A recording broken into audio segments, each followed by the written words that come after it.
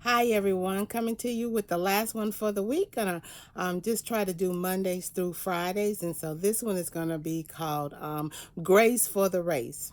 So we know that God always gives us grace, and that means that He doesn't give us those things that we deserve for our sins. He gives us grace, and lots of times I'm gonna give you an example, of course, because I always like to have examples. Let's talk about Abraham and Sarah. He gave Abraham and Sarah a promise, and He gives us promises. But when the promise was taking too long, they decided they would help God to bring the promise that He gave them to pass. And sometimes in our lives, we try to help God because we know that God has told us something. And so when we don't see it come to pass in a time frame that we think it should come to pass, we try to help God. But even though Abraham and Sarah tried to help God to bring His own promise to fruition, He still allowed them to make a mistake, didn't give them what they deserved. He still gave them the promise. And we know how the story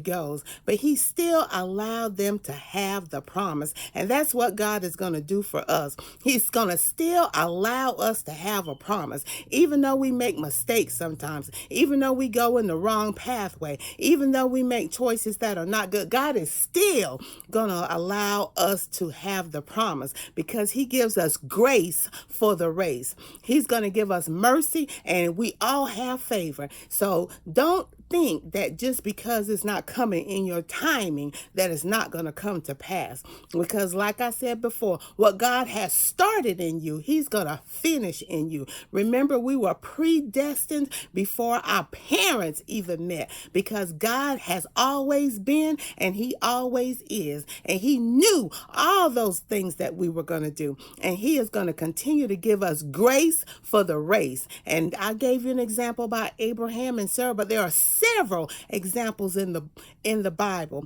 where God gave us grace for the race.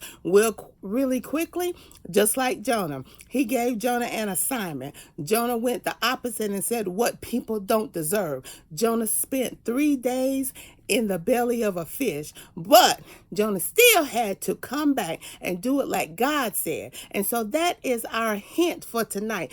Do it like God said. We can't say what people deserve and what they don't deserve, because He's going to give us all grace for the race. Good night.